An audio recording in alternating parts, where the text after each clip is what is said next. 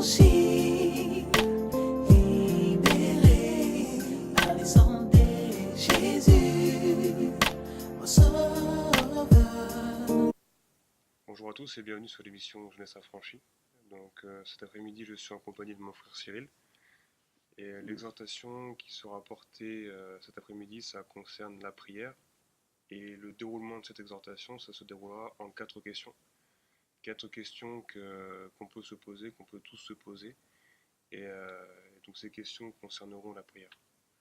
Donc on va commencer par énumérer les questions. Amen.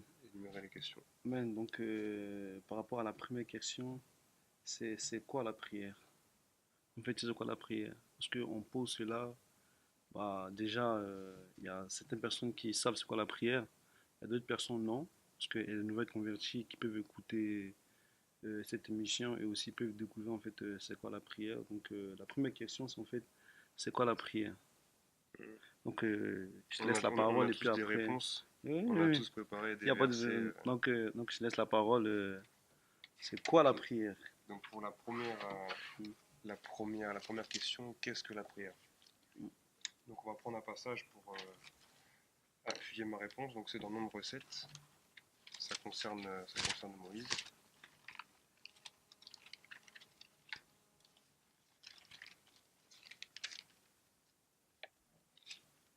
Donc c'est Nombre 7, le verset 89. Qu'est-ce que la prière? Donc le verset 89 de Nombre 7 nous dit: Or, quand Moïse entrait au tabernacle d'assignation pour parler avec Dieu, Mm. il entendait la voix lui parlant de dessus le propiatoire, qui était sur l'arche de témoignage entre les deux chérubins, et il lui parlait. Amen. Donc, c'est quoi la prière? Les questions qu'il y aura, c'est quoi la prière, pourquoi on prie, comment prier, et depuis quand prions-nous en fait. Donc là, pour ce thème de la question, c'est quoi la prière? La prière, c'est simplement une pratique où on s'approche de Dieu et on lui parle. On parle à Dieu. Et dans le sens du verset 89, ça nous dit en fait, il entendait la voix lui parlant, et ensuite il lui parlait. Donc quand on s'approche de Dieu, donc on s'approche de lui à travers la prière. Euh, de la même manière qu'un fils parle à son père, nous prions notre Père qui est aux cieux. Et c'est quoi la prière? C'est parler à Dieu. Ça c'est ma réponse. Ta réponse c'est... Bah, moi, je me redis, bon, par rapport à ça, déjà, tu as bien dit, la prière, c'est dialoguer avec Dieu, c'est de parler avec Dieu. Et je pense que la prière, en fait, c'est un moyen de s'adresser à Dieu. Parce que je pense qu'il n'y a aucun moyen pour s'adresser à Dieu à pas prier, prier, en fait, invoquer son nom, à pas prier. Donc, prier, c'est dialoguer aussi. Prier aussi, c'est un dialogue avec Dieu, comme tu as dit. C'est quand on parle avec quelqu'un, bah, on s'exprime. Et nous aussi, on attend que la personne nous réponde. Donc prier, c'est de dialoguer avec Dieu et aussi prier aussi, j'aimerais dire en fait, c'est la respiration de l'âme. Prier, c'est spirituel, c'est pas simplement fermer les yeux et dire des mots. Prier, c'est vraiment entrer en profondeur. Prier, c'est prier avec en fait, prier en fait, avec son esprit. C'est ça en fait. Prier, c'est dialoguer avec Dieu et c'est le moyen que Dieu nous a donné de s'adresser à lui, de parler avec lui. Donc, c'est par rapport à ça, c'est ce que je me dit. Donc, vraiment, la prière, c'est important. Amen. La prière, c'est important. Amen. Donc, Amen. La deuxième question, c'est depuis quand est-ce que nous prions? Donc ça, c'est quelque chose que nous tous, en tant que chrétiens, nous savons. Nous savons, donc je pense que sur ces deux réponses-là, nos réponses vont se oui, joindre. Euh, à la création de l'homme, donc Dieu avait créé Adam à la perfection. Donc il l'avait créé à la perfection, et il n'y avait pas besoin de pratiquer la prière dans le sens où lui-même, il parlait voilà, directement à Dieu. Il parlait directement à Dieu. Et ça, c'est vérifiable dans Genèse 3, verset 8-12, qu'on peut prendre rapidement.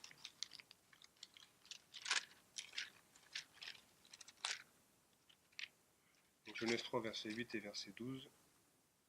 Et ils entendirent la voix de l'Éternel Dieu qui se promenait dans le jardin au vent du jour. Et Adam et sa femme se cachèrent devant la face de l'Éternel Dieu au milieu des arbres du jardin. Verset 9. Et l'Éternel Dieu appela Adam et lui dit, où es-tu? Mm, mm, mm.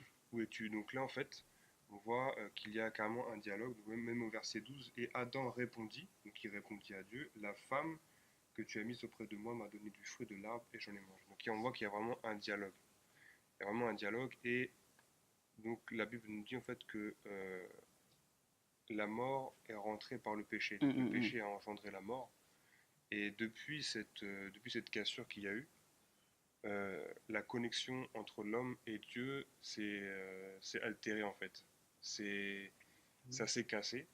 Et au fil de la parole de Dieu, en fait, selon les différentes dispensations, plus les dispensations approchent, plus Mm, mm, Dieu mm. s'est éloigné jusqu'à la période de la grâce, où maintenant désormais Dieu réside en nous. Dieu Amen, amen, réside amen. en nous. Donc depuis quand est-ce que nous prions? On voit même aussi, j'avais pris quelques passages dans Genèse 3, versets 22-24. Verset 22-24. Excusez-moi, c'est plus Genèse 4, pardon. Genèse 4.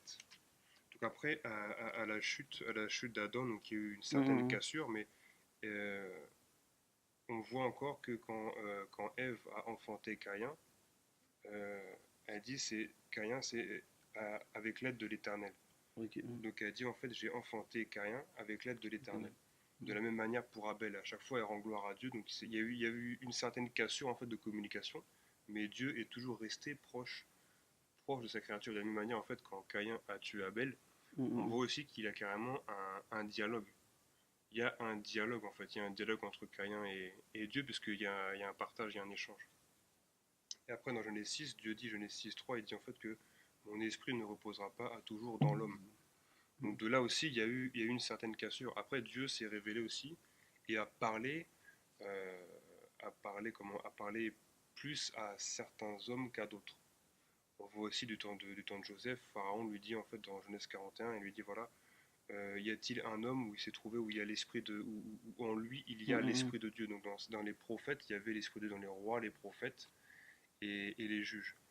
Et donc on voit en fait que là il y a une cassure et depuis nous, donc depuis quand prions-nous? Donc nous prions depuis qu'il y a eu la cassure vraiment et un éloignement entre Dieu et l'homme. Amen, Donc voilà, pour pas trop non plus trop rentrer dans les amen. détails. Amen, amen, amen. Donc, par rapport à ça, bah, la question était déjà dite, hein. Enfin, la réponse du moins. Mm, mm, Donc, depuis qu'on prie, pareil, hein, c'est depuis que l'homme a péché. Parce que la Bible déclare clairement que c'est pas, en fait, que la main de l'Éternel est trop courte, tu vois, pour agir. mm, Mais ce sont les péchés qui a mis une séparation entre nous et l'Éternel. Donc, simplement, la Bible dit, ce sont les péchés de l'homme qui ont mis une séparation entre nous et l'Éternel. Donc, en gros, quand il n'y avait pas de péché, il n'y avait pas de séparation. Ça veut dire en fait on vivait avec Dieu, comme tu as bien expliqué dans le jardin. La Bible dit que même Dieu il descendait, il parlait à Adam directement. Et l'instant qu'ils ont mangé le fruit, ils ont péché. Et que Dieu en fait voilà, les a chassés du jardin. Et directement en fait Dieu a mis une séparation entre eux. mm, mm. Une séparation entre eux. Et en fait un truc étonnant, c'est que dans Genèse, on n'a jamais montré Adam en train de prier. Mm. Parce que Adam en fait il n'avait pas la notion de prier parce que vu qu'il était direct en communication avec Dieu, en fait, il ne cherchait pas Dieu. Je me dit, en fait, Adam, il n'a jamais cherché Dieu. En fait, dans le jardin, c'était Dieu même qui venait vers Adam. Tu vois? Et ok, maintenant, c'est nous-mêmes, on doit chercher Dieu. En gros, c'est nous-mêmes, on doit prier. Pourquoi? Parce qu'on était séparés de Dieu. On était séparés de Dieu. Et en fait, en l'homme, malgré qu'on peut vivre, malgré qu'on peut être riche, malgré qu'on peut tout posséder, mais on sent en fait cette séparation en nous. On sent que en fait on est en fait à la quête de quelque chose Mm, que l'homme même en fait que l'homme même il sait pas c'est quoi, mm, mm, parce qu'aujourd'hui tu as la quête bah, de la richesse, tu as la richesse, tu n'es pas heureux. Tu as la quête bah, je sais pas, d'une femme, tu es marié, tu sens qu'il y a quelque chose, belle maison, belle voiture, je sais pas, qu'est-ce que tu veux, mais tu sens qu'il y a quelque chose. Et en fait cette chose, c'est cette séparation en fait. C'est cette séparation que Dieu a fait avec nous. Et l'humanité, en fait, qu'elle veut, qu'en fait, elle ne veut pas, en fait, elle cherche Dieu. mm, Elle mm. soupire, en fait, elle cherche Dieu. Et en fait, et c'est depuis ces temps que, bah, que l'homme a commencé à chercher Dieu. Et aussi, il y a un passage aussi, dans Genèse, bah, qui le dit clairement. Mhm. Genèse 4, mon frère explique à partir du verset 25. Et Adam connut encore sa femme, et elle enfanta un fils, l'appela Seth, remplaçant. Car Dieu, dit-elle, m'a donné un autre fils au lieu d'Abel que Caïn a tué. Et un fils naquit aussi à Seth, et il s'appela Enoch. Alors on commença à invoquer le nom de l'Éternel. Voilà, donc bibliquement, la première fois qu'ils ont commencé à invoquer, c'est là, là. Parce Mhm, que dans Genèse, c'est la première fois que la Bible dit qu'ils ont commencé à invoquer le nom de l'Éternel. Et on sait mhm, qu'invoquer, c'est prier, c'est parler à mhm, Dieu. Invoquer, c'est prier. Donc c'est depuis ce temps que, bibliquement parlant, c'est la mhm, première, en fait, c'est là, ils ont commencé vraiment à prier, à invoquer l'Éternel. mhm, Et voilà, et c'est ça, en fait, la question, depuis quand on prie longtemps. Et aussi, j'aimerais aussi mhm, parler, parler en fait d'une chose en fait. Parce que, je me dis, depuis quand aussi on prie, je me dis, quand Adam et Ève ils étaient dans le jardin, du moment quand Adam était tout seul, Adam n'avait pas besoin d'une femme. Même si mhm, en lui-même il sentait que il avait besoin de quelque chose. Mais c'est Dieu en fait qui a ramené cette femme auprès d'Adam. Parce que Adam dormait et Dieu a pris la côte. En fait, Dieu a fait cette femme. Et après maintenant, Dieu, en fait, quand il s'est réveillé de son sommeil, il a vu maintenant Adam et Ève. Il a vu Ève et c'est là maintenant il a reconnu que c'était os de son os, chair de sa chair, etc. mhm, Et subitement, le jour que la femme a fait manger le fruit à l'homme, et quand l'Éternel est venu bah, rendre des comptes à l'homme, mhm, et quand par hasard, Adam dit à Dieu que c'est la femme que tu m'as donnée. Et bizarrement, quand on lit, mais est-ce que Adam a déjà demandé la femme à Dieu? mhm, Non, jamais. Tu vois? mhm, Adam n'a jamais demandé une femme à Dieu. Mais c'est Dieu qui lui a donné une femme. Et Adam, il retourne la situation contre Dieu. mhm, mhm, C'est à cause de cette femme que tu m'as donnée. Et Dieu dit, ok, d'accord. Bizarrement, depuis que Adam a dit cela, Dieu a reconnu, Dieu a dit, ok, d'accord, c'est à cause de cette femme. Malgré tout ça, Dieu a dit ses sentences. mhm, Et par rapport à ce Dieu a décidé que maintenant, en fait, pour que, voilà, pour que l'homme fasse quelque chose ou il veut quelque chose, il faut qu'il me demande. Tu vois, il faut que mhm, l'homme lui-même, en fait, Dieu a donné la responsabilité à l'homme. Maintenant, de prendre cette responsabilité, de prier, de demander. mhm, Et c'est là que l'homme s'est mis aussi à demander, parce que quand on ne demande pas, on ne sait pas. La Bible dit, demandez, on vous donnera, frappez, on ouvrira. Donc celui qui ne demande pas, celui qui ne frappe pas, il n'aura rien. mhm. Donc par rapport à ça, donc, Amen, amen, amen. Et moi, je voulais rajouter aussi, en fait, donc le passage que je lui ai donné dans Genèse 4, verset 26. Donc et alors on commença à invoquer le nom de Internet. l'Éternel. On voit en fait l'éloignement, déjà, il prend déjà une tournure ici, puisqu'on voit en fait qu'il y a un dialogue entre Dieu et Adam. Il y a un dialogue entre Dieu et Ève, puisqu'il demande, voilà, pourquoi tu mangeais du fruit Oui. que je t'avais défendu de manger. Et ensuite, on voit aussi qu'il y a un dialogue entre Dieu et Caïn. Et ensuite, à partir de là, en fait, quand Ève accouche d'Abel, là déjà on voit qu'il y a une cassure parce que la Bible dit en fait que c'est alors on commença à invoquer le nom de l'Éternel. Ça veut Internet. dire en fait qu'entre le meurtre de Caïn, enfin Ouais. le meurtre que Caïn a commis sur Ah, Abel oui. et Seth, il y a déjà eu un éloignement. Et ensuite, quand on lit la suite, après c'est Genèse 6, on voit l'apparition de Noé et là il n'y a pas un dialogue entre Noé. Dieu lui dit, regarde, Dieu dit, Dieu parle à Noé. Mais il n'y a pas un dialogue entre Noé et Dieu.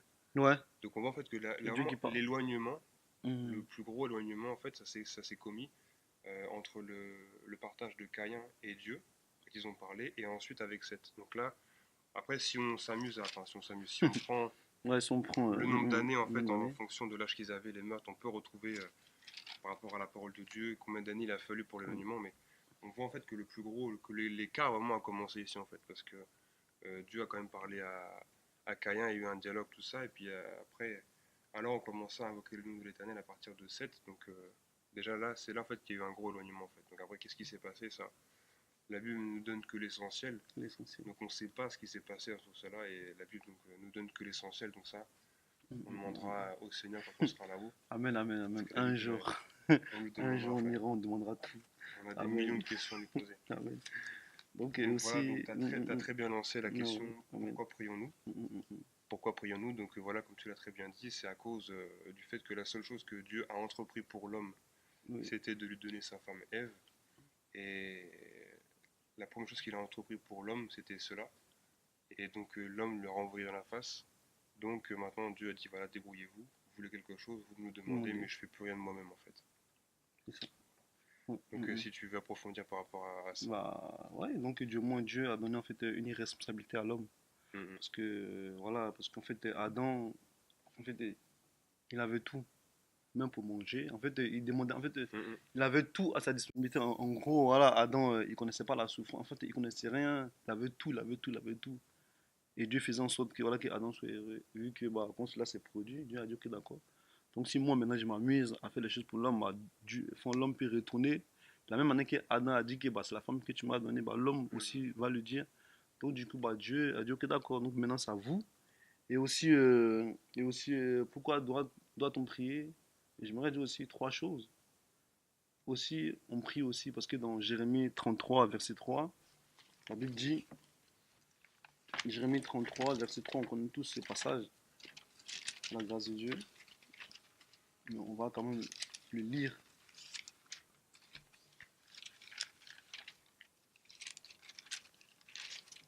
33, verset 3, la Bible dit, invoque-moi et je te répondrai. Je t'annoncerai de grandes choses, des choses cachées que tu ne connais pas. Car ainsi parle l'Éternel, le Dieu d'Israël. Donc la Bible dit, invoque-moi et je te répondrai, je t'annoncerai de grandes choses, des choses cachées que tu ne connais pas. Et aussi, on prie mhm, aussi pour que Dieu aussi nous révèle des choses cachées qu'on ne connaît pas. Parce qu'on prie des fois, Seigneur, Seigneur, ma vie, révèle-moi, etc. Donc on prie aussi pour demander à Dieu aussi de nous révéler des choses cachées. Et Dieu lui-même, il a dit, invoque-moi et je te répondrai. Je t'annoncerai des grandes choses, des choses cachées que tu ne connais pas. mhm, Donc, on prie aussi pour que Dieu nous révèle des choses cachées que nous ne connaissons pas, que ce soit notre vie, que ce soit pour le ministère, que ce soit pour nos projets qu'on veut faire, que ce soit travail, mariage, etc. On doit toujours invoquer Dieu pour que Dieu nous révèle des choses que nous, on ne connaît pas. Et aussi par mhm, rapport à ça aussi, donc c'est pour ça aussi, c'est bien aussi de prier, aussi de demander à Dieu par rapport à notre mariage, voilà, de révéler des choses que nous, on ne connaît pas, parce que Dieu connaît toutes choses, rien n'est caché devant lui. Donc mhm, Dieu, en étant, voilà, en sachant toutes choses, en connaissant toutes choses, il est bien de s'adresser à lui, de nous révéler des choses qui sont cachées, que nous ne connaissons pas, que lui il connaît. Et aussi ça aussi. Et aussi, il y a encore une chose aussi que j'ai notée, dans Psaume 50, Psaume 50, 15,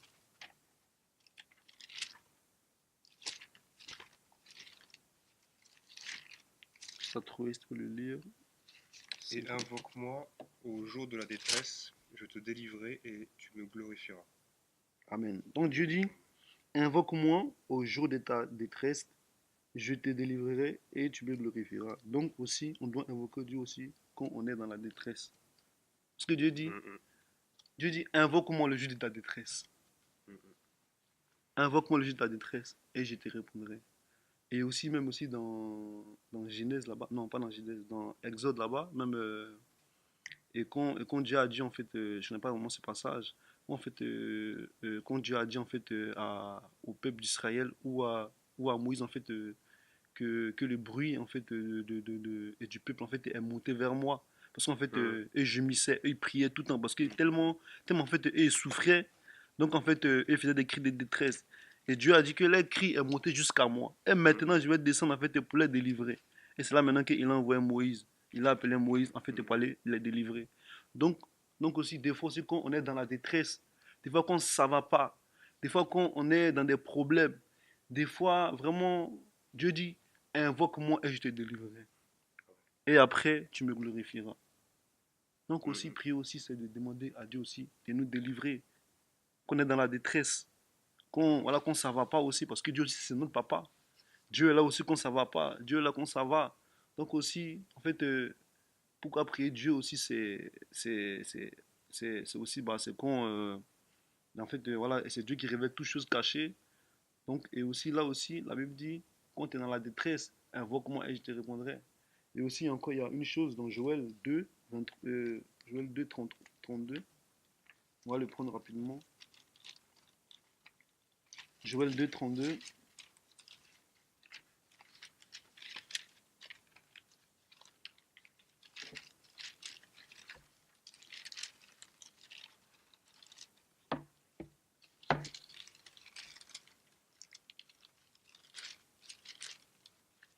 Joël 2, 32.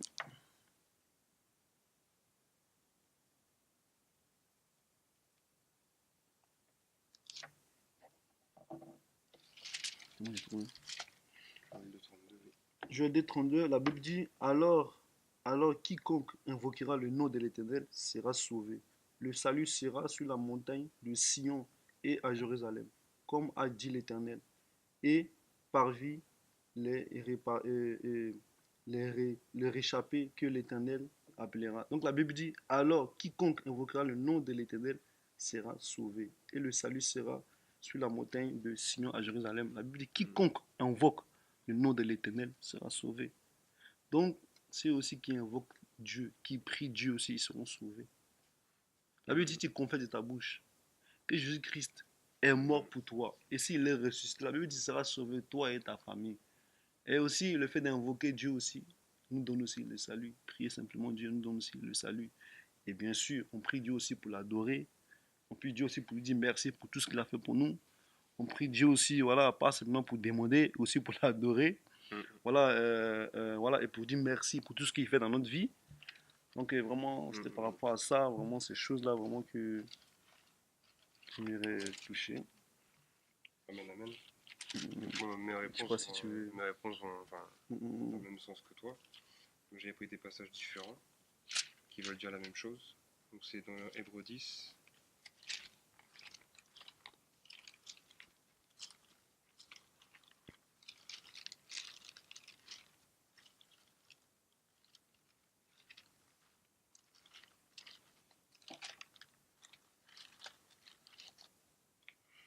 Donc, pourquoi prions-nous? Donc, la chose première, c'est de se rapprocher de Dieu. Dieu. Comme on l'a dit pardon, Mm, pour la première question, c'est quoi la prière? Donc, c'est le fait de se rapprocher. Donc, pourquoi prions-nous? Donc, pour nous rapprocher de Dieu. Et la Bible dit, la Bible, il y a tellement de versets qui parlent de la prière. C'est, On pourrait en parler on pendant pourrait même pas des les heures. citer. On pourrait pas les citer, on pourrait en parler pendant des heures. Et donc moi, celui que j'ai choisi, c'est à partir de Hébreux 10, verset 19. Ayant donc, frères, la liberté d'entrer dans le sanctuaire par le sang de Jésus, chemin nouveau et vivant qu'il nous a consacré à travers le voile, c'est-à-dire à travers sa chair. Et ayant un grand sacrificateur établi sur la maison de Dieu, verset 22 qui m'intéresse, approchons-nous avec un cœur sincère, dans une pleine certitude de foi, ayant les cœurs purifiés des souillures d'une mauvaise conscience et le corps lavé d'une eau pure. Donc approchons-nous avec un cœur sincère, d'une pleine certitude de foi. Donc grâce à Jésus, grâce à l'œuvre qu'il a accomplie à la croix, et son sang versé, nous dit le verset 19, par le sang de Jésus, chemin nouveau et vivant, donc Jésus, par sa mort et par son sang, nous a donné un libre accès au sanctuaire. Il nous a donné un libre accès en direction de Dieu en fait, vers le Dieu.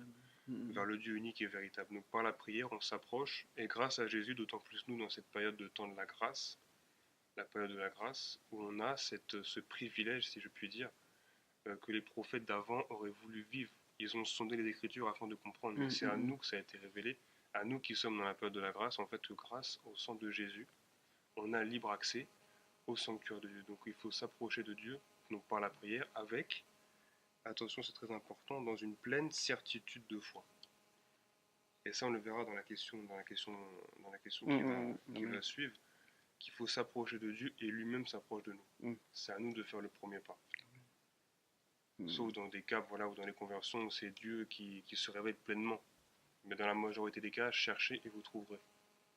Et donc le premier point que j'ai stipulé, moi, pour pourquoi prions-nous, c'est premièrement pour nous approcher de Dieu. Et après, dans la définition, le point numéro 2, dans la définition de la prière, prier quelqu'un, c'est demander. Demander. Donc la prière aussi, c'est demander. Demander et on vous donnera. Il faut demander les choses en fait. Comme un fils demande à son père, il faut demander. Non pas que Dieu ce soit une banque, ce soit une banque où il faut toujours aller vers lui pour lui demander certaines choses. mais c'est normal, c'est humain de demander des choses à Dieu. Et aussi, donc pour rebondir aussi, le point numéro 3, si on peut prendre Daniel 6, verset 10, donc tu as dit une chose en fait qui était très bien et j'avais aussi prévu de la dire. Donc c'est Daniel 6, verset 10, qui nous parle de Daniel.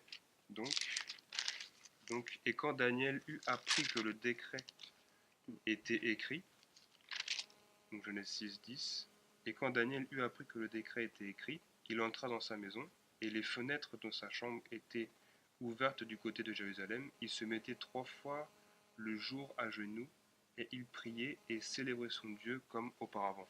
Amen. Donc on voit que Daniel il priait, mais aussi il célébrait son Dieu.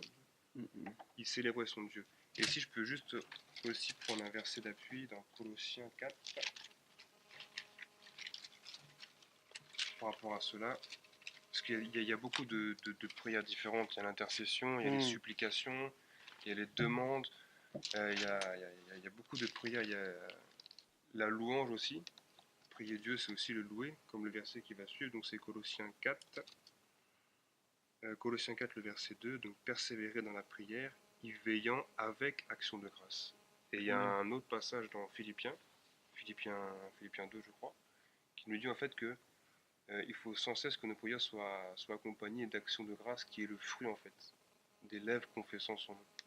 Et la prière, ce n'est pas seulement demander. Comme j'ai dit, il y a beaucoup de prières, mais il y a aussi la prière, donc c'est s'approcher de Dieu, et en s'approchant de Dieu aussi le remercier pour tous les bienfaits qu'on a dans notre vie, pour tout ce qu'il fait autour de nous. Et donc pourquoi prions-nous? Donc pour faire un bref récapitulatif, donc on prie pour demander, on prie pour s'approcher, on prie pour louer. Et donc voilà, donc c'était un truc aussi à rajouter par rapport à...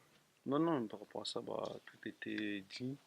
Et aussi, il y a une question que j'aimerais poser aussi qui va nous introduire à la quatrième question. Mhm. Et en fait, parce que souvent, on se rend compte que beaucoup de chrétiens, même nous, des fois, ça nous arrive, nous prions, nous prions, nous prions, et des fois, on ne reçoit rien. Il n'y a pas Des d'exaucement. fois, on voit rien. Et on croit que, voilà, on croit qu'en fait, parce que Dieu n'est pas avec nous, ou des fois, en fait, on commence à culpabiliser. On dit oui, mais pourquoi j'ai prié? Dieu ne répond pas. Est-ce que Dieu m'aime? Est-ce que Dieu entend mes prières? Et donc, en fait, beaucoup de chrétiens sont frustrés parce qu'en fait, ils prient, en fait, ils ne voient pas en fait l'exaucation, les prières. Ou que Dieu dit demandez, on vous donnera. Et eux, ils demandent, ils ne reçoivent rien. Donc, aussi par rapport à ça, pour moi, c'était aussi un truc qu'on aimerait parler. Et justement, c'est la quatrième question. C'est comment prier pour être exaucé. Parce qu'il y a des prières qu'on doit faire pour être exaucé. C'est pas toutes les prières que Dieu entend. C'est pas toutes les prières qui montent devant le trône. Il y a une manière de prier que Dieu nous demande clairement, bibliquement. Donc, j'aimerais que tu commences d'abord par rapport à ça. Ok, alors Comment prier pour être exaucé? déjà le fait qu'on ne soit pas exaucé, Hmm. ça peut être... c'est un thème qui est très très vaste. Mais Jacques nous a dit en fait que parfois en fait on demande, mais on demande mal parce que c'est pour Mal. assouvir Hmm.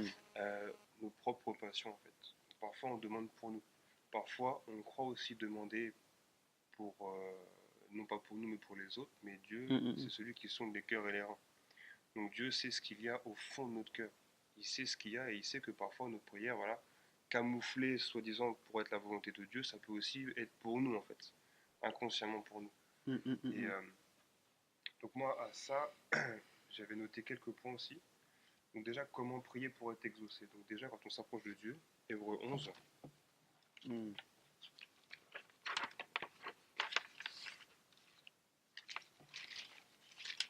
parce qu'on peut faire des prières, mais sans croire que Dieu existe en fait.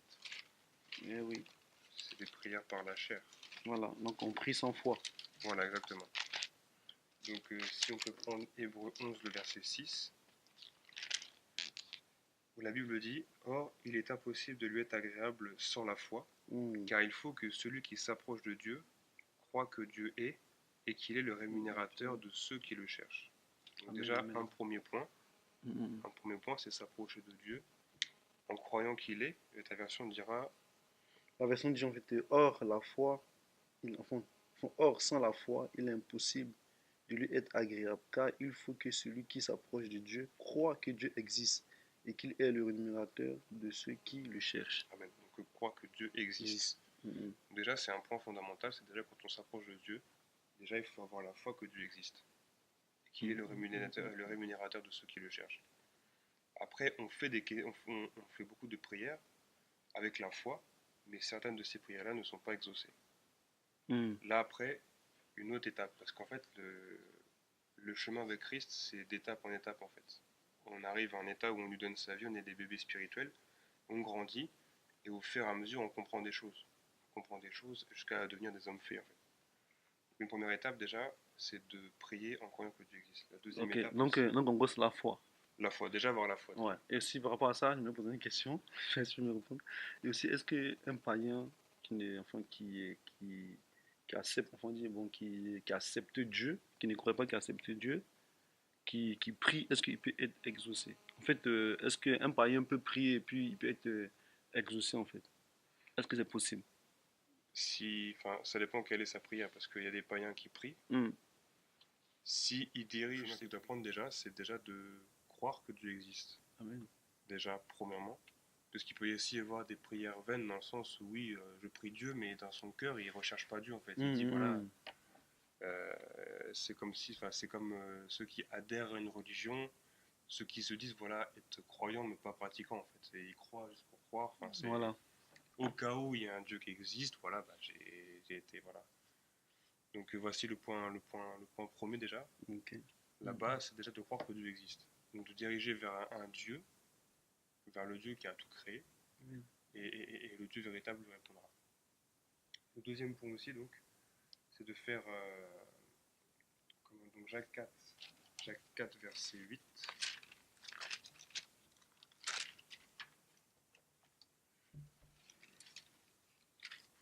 On prend directement 1 Jean, pardon. 1 Jean, pardon. Jacques 4, verset 8, c'est qu'il faut d'abord s'approcher de Dieu. Donc s'approcher de Dieu, et il s'approchera de vous. Donc il faut d'abord être dans une attitude où on s'approche de Dieu, euh, pour entendre ce qu'il a à nous dire aussi. Parce que comme le premier verset qu'on a pris pour la question 1, c'était Nombre 7, verset 89, qui nous dit en fait que, donc, premièrement, donc, Moïse, quand il est entré dans la tente d'assignation, il écoutait Dieu lui parler, et ensuite il lui parlait. Donc il y a aussi la notion d'écouter dans la prière. C'est pas seulement blablater, dire des blablas, c'est pas seulement ça, c'est aussi voilà, exercer son cœur et son esprit aussi, être attentif à la voix de Dieu. Amen. Et aussi, donc par rapport à ça, donc dans 1 Jean 5, versets 14 et 15. Si tu peux lire, s'il te plaît. Ok. 1 Jean 5, verset 14, la Bible dit, nous, nous avons auprès de lui cette assurance que si nous demandons quelque chose selon sa volonté, il nous écoutera. Et si nous savons qu'il nous écoute, nous savons que nous possédons la chose que nous lui avons demandée, quelle qu'elle soit. Mm. Amen, amen, amen. La version Amen, amen. dira, et la confiance que nous avons en lui, Ok. c'est que si nous demandons quelque chose selon sa volonté, il nous exauce. Et si nous savons qu'il nous exauce, quoi que ce soit que nous demandions, nous savons que nous avons de lui les choses que nous lui avons demandées. En gros, en fait, comment prier donc pour être exaucé? Il faut prier selon la volonté de Dieu. Et on va pousser encore plus loin la question, c'est dans nos prières, comment être sûr de faire la volonté de Dieu? Comment être sûr de faire la volonté de Dieu? Donc, et la confiance que nous avons en lui, c'est que nous lui demandons quelque chose selon sa volonté, que si nous lui demandons quelque chose selon sa volonté, il nous exauce. Donc en gros, si on prie toujours dans la volonté de Dieu, il nous exauce tout le temps. Aussi, juste une parenthèse, aussi Dieu, parfois il exauce des prières dans la seconde même, la minute même, l'heure même, la semaine même, le mois même, l'année même. Ça veut dire quoi? Ça veut dire en fait que Dieu, on peut lui faire des prières, il nous répondra. Si nos prières ont été faites avec la foi et dans la volonté de Dieu, et on va voir comment être dans la volonté de Dieu, c'est pas parce que Dieu ne nous répond pas la semaine d'après ou à l'instant même que Dieu n'a pas entendu nos prières et ne va pas nous exaucer. Tu vois? C'est aussi, il y a une notion aussi de patience aussi qu'il faut apprendre dans la prière. Il y a des prières qui trouvent leur exaucement quasiment instantanément pardon, et même instantanément. Et d'autres, plusieurs années, et même encore plus loin, quand on le voit même avec Abraham, quand Dieu a dit quelque chose, il a dit tu auras à Abraham, et Dieu a dit tu auras une postérité euh, qui sortira de tes reins. Et Mhm. Abraham a attendu 25 ans. A attendu 25 ans. Mhm. Donc il y a une notion aussi de Patience. patience dans la Mhm. prière. Et donc, le point pour approfondir un peu plus, comment être sûr de ce que la Bible dit en fait clairement, à travers ces deux versets-là, que si on prie selon la volonté de Dieu, il nous exauce. Donc ça, c'est clair, c'est catégorique. Si on prie dans la volonté de Dieu, il nous exauce. Il n'y a pas de chichi. Et pour cela, on va prendre Jean 15.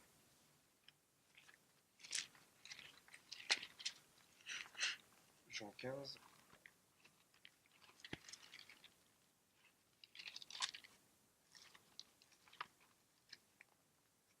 verset 7. Verset 7, vraiment, c'est Jésus qui nous donne le secret de comment être toujours dans la Mhm. volonté de Dieu. Jésus dit, si vous demeurez en moi et que mes paroles demeurent en vous, vous demanderez tout ce que vous voudrez et vous l'obtiendrez. En gros, ça veut dire quoi? Ça veut dire que pour être dans la volonté de Dieu, il faut demeurer dans la parole de Dieu. Mhm. Il faut que Dieu demeure en nous Amen. et que nous-mêmes nous demeurions. Si vous demeurez en moi, donc si Mhm. nous-mêmes on reste, on demeure en Jésus et que mes paroles demeurent en vous, Mhm. vous demanderez tout ce que vous voudrez et vous l'obtiendrez. Donc ça veut dire en fait que comment savoir si on prie selon la volonté de Dieu? Ça veut dire que c'est dans la parole de Dieu en fait. On dirige nos prières à travers la parole de Dieu. Je ne sais pas si c'est relativement clair. C'est vrai que c'est assez complexe à comprendre, mais avec la révélation que Christ nous en donne, nous en fait, on, peut, on peut comprendre que voilà, en fait, c'est en méditant la parole de Dieu, en lisant la parole de Dieu, on voit des prières que les hommes ont fait, on voit l'histoire de ces hommes-là, ce que Dieu a fait pour eux. Et donc si on dirige nos prières en fonction de cela, puisque Dieu l'a fait avec eux, donc il peut le faire aussi pour nous. Comme par exemple dans une ville où on veut que Dieu nous ouvre une porte, c'est écrit dans la parole de Dieu. Colossiens 4, le verset 3, où Paul a dit priez pour nous aussi afin que Mhm. Dieu nous ouvre une porte. C'est un exemple quelconque. Donc Dieu peut nous ouvrir une porte. Enfin, je ne sais pas si c'est Mhm. bien Oui, expliqué en c'est bien fait. expliqué, frère. Même si tu peux même approfondir si tu avais Mhm. prévu de dire autre Non, chose, toi. mais c'est clair que par rapport à Jean 15 là, parce que Jean 15, verset 7 là, le passage que je t'ai appris, si vous, tu vois, enfin, si vous demeurez en moi et que mes paroles demeurent en vous, demandez ce que vous voudrez et cela vous sera accordé. Vraiment, vraiment, vraiment, ça c'est la réponse comme tu as dit. La Voilà. Bible dit, mais néanmoins, si vous demeurez en moi, hein, si vous demeurez en moi et que mes paroles demeurent en vous, non, il y a Mhm. une condition déjà, c'est de demeurer en Dieu. Parce que prier, oui, c'est bon parce que tout le monde peut prier, on peut tous demander des choses à Dieu. Mhm. Mais d'abord, est-ce qu'on est en Dieu?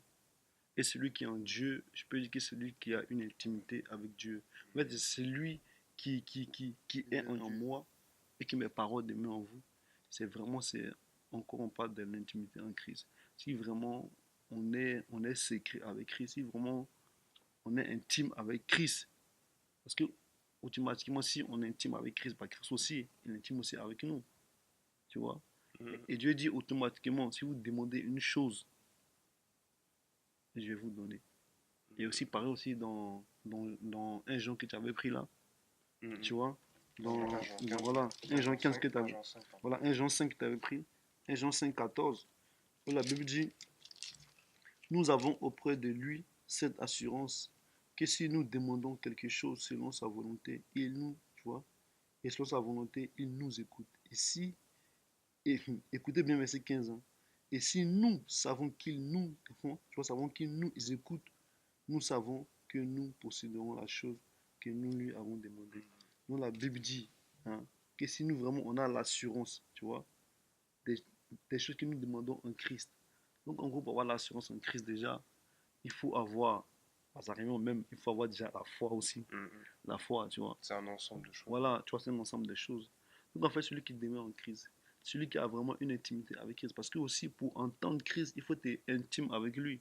Parce que c'est pas tout le monde qui peut entendre Christ. C'est celui qui est intime avec Christ, qui l'entend. Et la Bible dit que si, tu vois, vous m'entendez, tu vois, en fait, si on sait que Dieu nous écoute. Donc en gros, si on est intime avec Dieu et qu'on prie, parce que moi, en fait, celui qui est intime avec Dieu, quand il prie, il sait que Dieu l'écoute. Parce que il sent, en fait, il sent la présence, en fait, il sent que Dieu est là. Mhm. Tu vois, c'est pour ça que dans Matthieu, on va prendre Matthieu 6:6. Matthieu 6 aussi est clair par rapport à ça. L'intimité. Vraiment, pour que nos prières soient exaucées, il faut être intime avec Dieu. Parce que celui qui est intime avec Dieu, automatiquement, il a la foi, Mhm. il a l'assurance. Pourquoi? Parce que le fait d'être intime avec Dieu, en fait, cette intimité nous donne la foi, Mhm. nous donne l'assurance. Et tout ce qu'on demande, on sait que Dieu va nous la donner. Parce que pourquoi? Mhm. Parce qu'on est intime avec Dieu. C'est comme si tu parles avec ton père. Tu lui demandes une chose. L'instant que tu vois ton père, que tu lui parles, tu sais que si tu le vois, si tu lui parles, il va t'accorder une chose.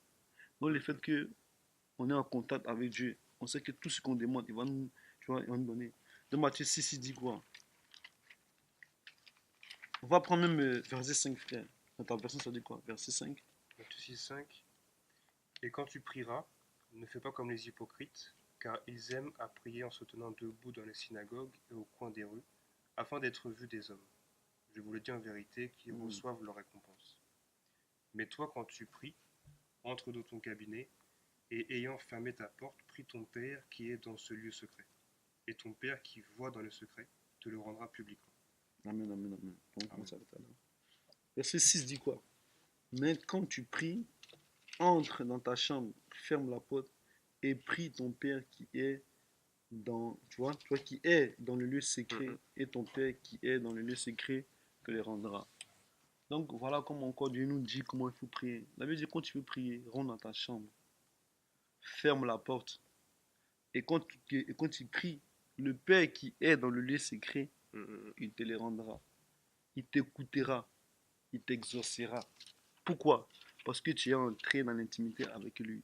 Et la Bible dit rentre dans ta chambre. Vous voyez, dans une maison, il y a plusieurs pièces. Dans une maison, il y a le jardin. Quand tu rentres dans la maison, automatiquement, tu vois le jardin. Tu vois, voilà, le jardin, le parvis. Quand tu rentres dans cette maison, tu vois le salon.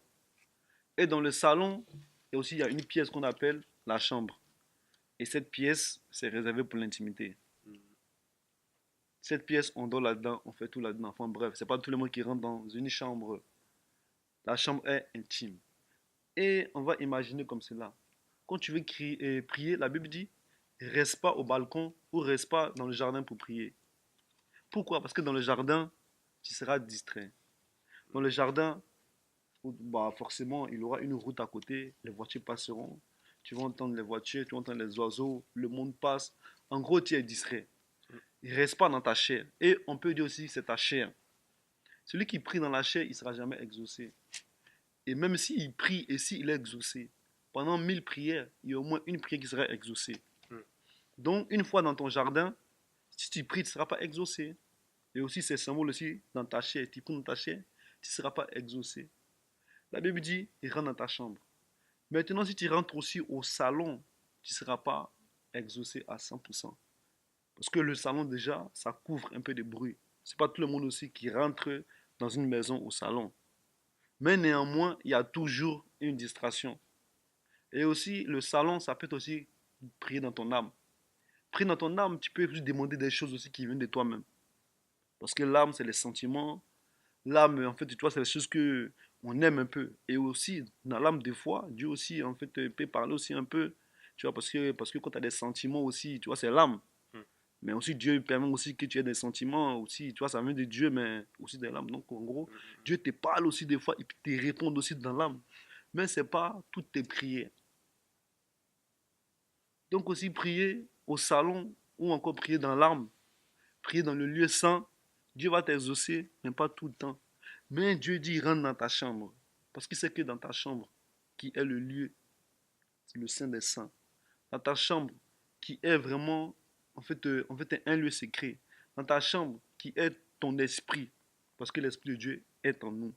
Et quand tu commences à prier en esprit, quand tu commences à prier dans la chambre, quand tu commences à prier dans le lieu très saint, automatiquement la Bible dit, ton Père qui est dans ta chambre, ton Père qui est dans le lieu très saint, ton Père qui est en esprit, il t'entendra, il t'écoutera et il t'exaucera.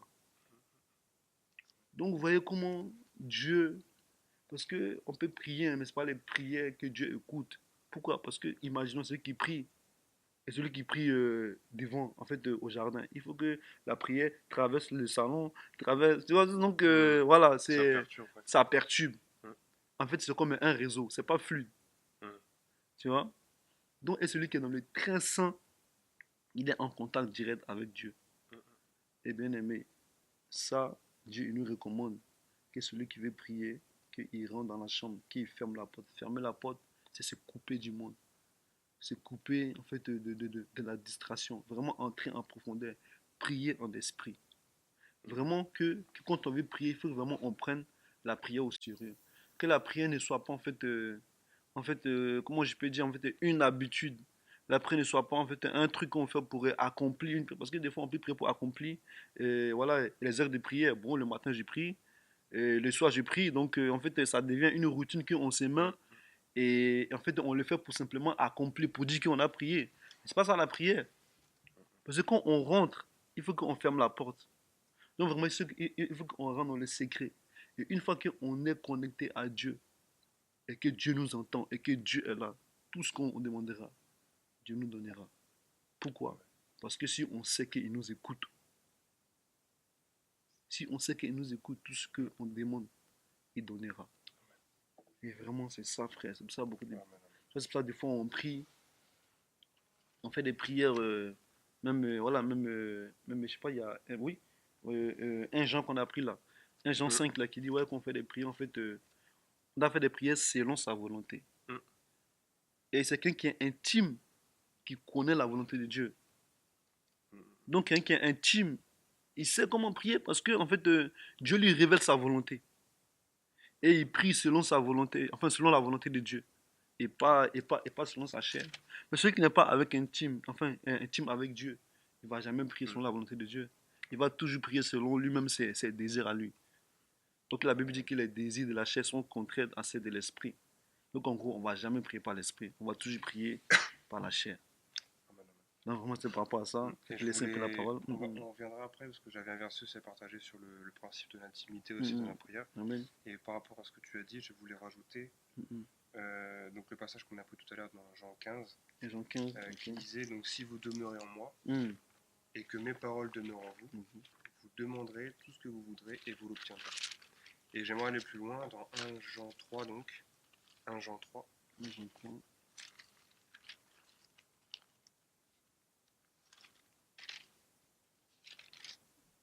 Voici par rapport à c'était 1 Jean 3 verset 22, je vais lire à partir du verset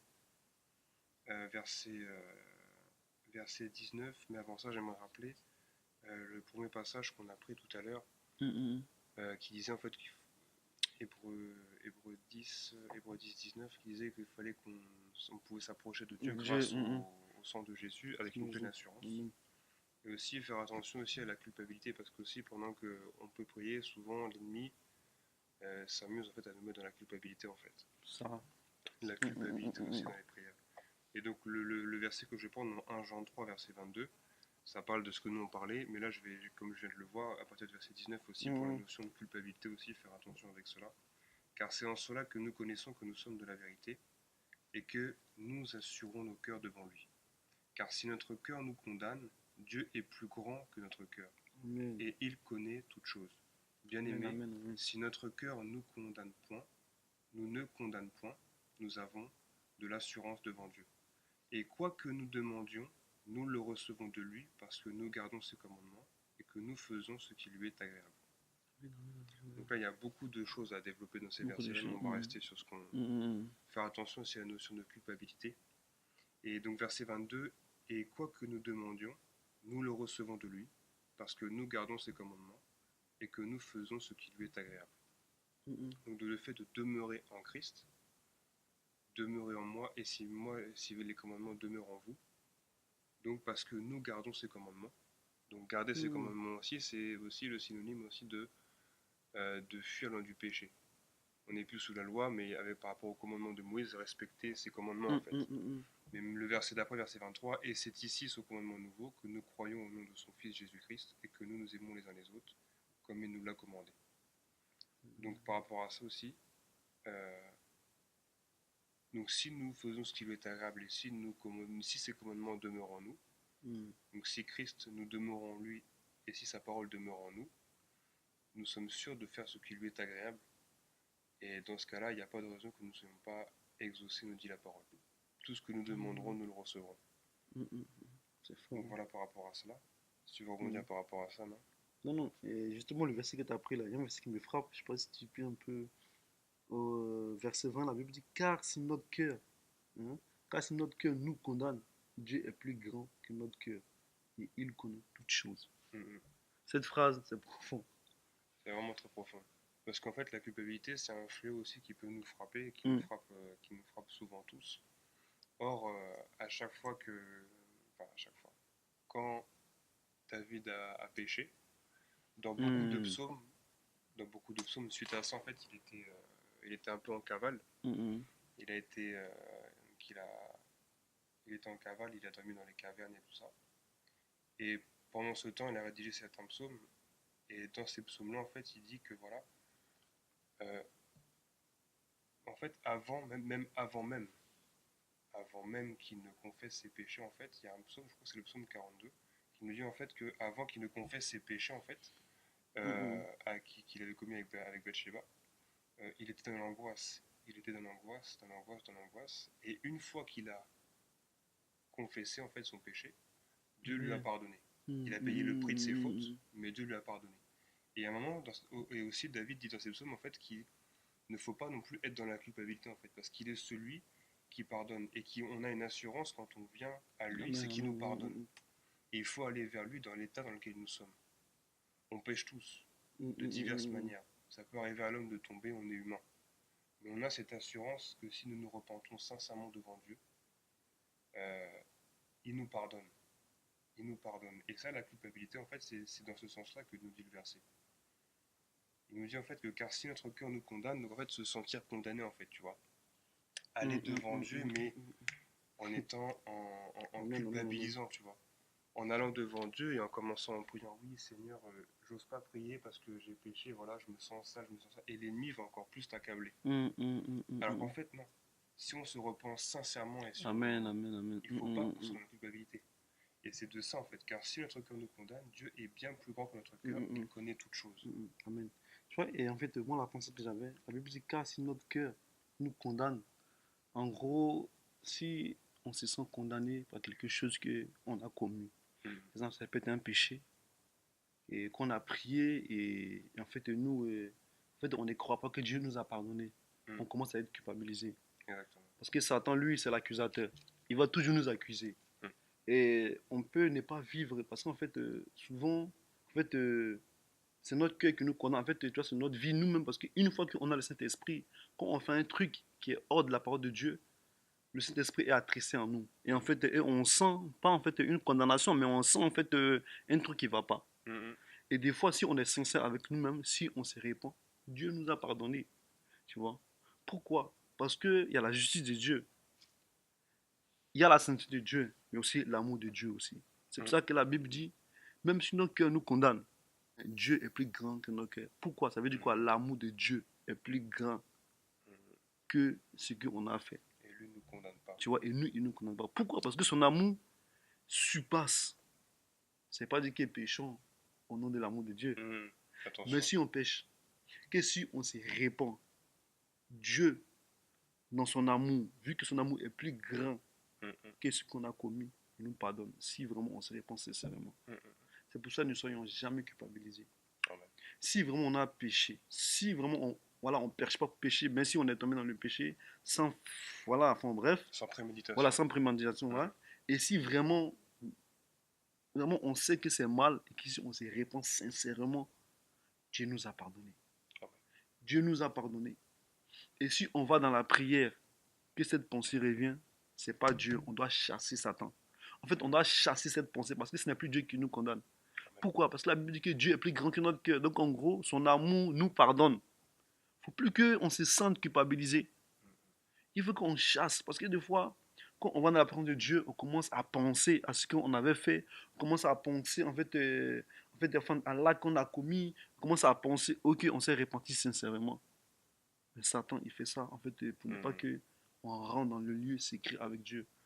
Parce que la Bible dit quoi? Celui qui s'approche de Dieu, il faut qu'il croit. En gros, il croit que, voilà, que Dieu va l'écouter, il croit que Dieu va l'exaucer. Non, si déjà on rentre avec un doute, Déjà. ça sert à rien. La Bible dit que l'agneau de Dieu a été immolé avant la fondation du monde. Donc, en gros, avant que le monde soit créé, avant même que Christ il vienne sur la terre, tu vois, pour sauver l'homme, Dieu l'avait déjà préparé. En gros, Dieu avait déjà fait le sacrifice. Donc c'est pour dire quoi? Même si on pêche, enfin, même si on pêche, si voilà, on commet un péché, si on se répand, Dieu nous pardonnera. Pourquoi? Parce que même avant qu'on pêche, il y a quelqu'un qui avait déjà payé le prix pour nous. Donc en fait, il ne faut pas qu'on vive dans une vie de culpabilité. Parce qu'une vie de culpabilité n'est pas de Dieu. Dieu, il ne culpabilise jamais un homme qui est sincère, qui se répand. La Bible dit quoi? Dieu ne veut pas la mort d'un pécheur, mais il veut qu'il se répand. Tu vois? Il se répand pourquoi? Pour qu'il ait la vie éternelle. Donc Dieu ne condamne personne. Dieu, il veut que les gens se répandent et qu'ils abandonnent les mauvaises voies. C'est ce que Dieu veut. Dieu, c'est pas quelqu'un qui condamne. Dieu, c'est pas quelqu'un qui culpabilise. Celui qui culpabilise, c'est l'ennemi, c'est Satan qui culpabilise les gens. La culpabilité n'est pas de Dieu. C'est de Satan. Vraiment, c'est de l'ennemi. Une personne qui sent que tout le temps elle est culpabilisée, soit aussi, voilà, elle s'est pas bien repentie. Voilà, soit aussi, elle s'est pas réellement repentie. Et vraiment, elle doit le faire sincèrement. Et si elle sait que dans son cœur, elle a vraiment fait, c'est que ça vient du diable. Elle doit vraiment chasser cette pensée. Parce que si elle garde cette pensée, elle ne peut pas s'approcher de mon Dieu. Parce qu'elle va toujours, en fait, elle n'aura pas l'assurance, tu vois. Elle n'aura pas l'assurance, en fait, elle n'aura pas la foi que, en fait, c'est un peu, mais en gros, on doit aller devant Dieu avec une assurance que Dieu nous écoute. Une assurance vraiment qu'on est en paix, quoi, avec Dieu. Et donc, pour terminer, voilà ce que J'avais je un vais dernier rajouter. verset à partager en fait. Pour clôturer, t'en as un autre aussi, non? Non, non, c'est vraiment. J'avais juste aussi une autre facette aussi de la prière aussi. Si on peut prendre Matthieu 26, verset 41. À partir du verset 40 même. L'utilité de la prière aussi nous garde. Matthieu 26. À partir du verset 40, la Bible dit: Puis il vint vers ses disciples et les trouva endormis. Et il dit à Pierre: Ainsi vous n'avez pu veiller 1 heure avec moi. Veillez et priez de peur que vous ne tombiez dans la tentation, car l'esprit est prompt, mais la chair est faible. Et aussi, voilà, donc on a de tous les points qu'on a énumérés par rapport à la prière, donc c'est demander, se rapprocher, louer Dieu. Aussi, la prière aussi nous renforce spirituellement. C'est Jésus lui-même qui le dit: veillez et priez de peur que vous ne tombiez en tentation. Donc si on prend le verset à l'envers, si vous voulez échapper à la tentation, priez, veillez et priez. Donc en gros, c'est spirituel, mais c'est par la foi qu'on saisit cette parole-là, qui nous dit veillez et priez afin de ne pas tomber en tentation. Donc la prière aussi nous garde. La prière nous garde. De quelle manière? On n'a pas, enfin je ne sais pas, mais je sais que la prière nous, après avoir prié, on se sent toujours, on se sent bien en fait, on se sent à l'aise, on se sent rechargé spirituellement. Et quel est le principe? Je l'ignore, mais je sais que nous vivons dans la prière, et c'est la parole de Dieu, donc nous saisissons ces paroles-là par la prière. Par la foi, pardon, nous saisissons ces paroles-là par la foi. Donc aussi, voilà, une facette aussi de la prière, c'est qu'elle nous garde, c'est qu'elle nous renforce aussi spirituellement, et qu'elle nous permet de tenir face à la tentation. Amen. Donc voilà, si tu veux rebondir ou clôturer. Non, donc franchement, voilà, on arrive à la fin de notre partage. En tout cas, même nous-mêmes, on était vraiment encouragés, édifiés par la grâce de Dieu, car la parole nous parle d'abord à nous. Et Donc voilà, on arrive à la fin de notre émission et nous vous disons à très bientôt et toujours rester connecté sur Jeunesse Affranchie. Et pour nous contacter bah, sur Facebook, Jeunesse Affranchie, et aussi sur YouTube, tapez YouTube Jeunesse Affranchie, ou aussi sur Google+. Et notre adresse email, c'est jeunesse-affranchie, @gmail.com. Donc, soyez encouragés et que Dieu vous bénisse. Amen. À très bientôt dans l'émission Jeunesse Affranchie.